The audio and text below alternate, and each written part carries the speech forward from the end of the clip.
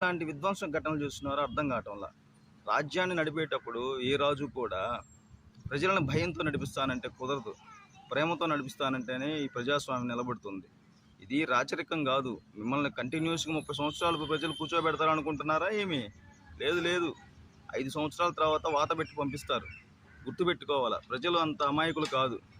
నేను ప్రజలను కోరుతున్నది ఏంటంటే, ఒక్క 10 ఎమ్మెల్యేల సీట్లు, 2 ఎంపీ సీట్లు ఉంటే ఈరోజు రాష్ట్రం ఇలా ఉండేది కాదు. మీరు అర్థం చేసుకోండి. మనకి స్టీల్ ప్లాంట్ గురించి మాట్లాడినా, భయారం గనుల గురించి మాట్లాడినా, పార్లమెంట్లో ఏ ఆర్డినెన్స్ గురించి అయినా మాట్లాడాలంటే పార్లమెంట్ మెంబర్ ఒక జనసేన పార్టీ తరపు నుంచి కానీ ఉండినట్టయితే ఈరోజు రాష్ట్రానికి రావాల్సిన నిధులు ఎన్నైనా తెచ్చుకునే అవకాశం ఉండేది. ఇది లేకపోవడానికి గల ప్రధాన కారణం ఓటు వేసే రోజు మనము ఇప్పుడు జరిగిన దుర్గ చర్యలన్నీ మర్చిపోయి ఆ ఓటు వేసే రోజు మాత్రం 2000, 3000, రేపు 5000 కూడా పంచబోయే స్థితికి వస్తుంది. వచ్చేటప్పుడు ఆ రోజు ఓటు ఆ దుర్మార్గ పార్టీలకి, రాజకీయ నాయకులకు కానీ వేసినట్టయితే మళ్ళా ఒక 5 సంవత్సరాలు మళ్ళీ వెనక్కిపోతాం. దయచేసి ప్రజలందరూ ఆలోచించండి. ఇది ప్రజాస్వామ్యం. మంచి వ్యక్తులను ఎన్నుకోండి. అది ఏ పార్టీ అయినా కానీ మంచి వ్యక్తులను ఎన్నుకుంటే మంచి పాలన వస్తుంది.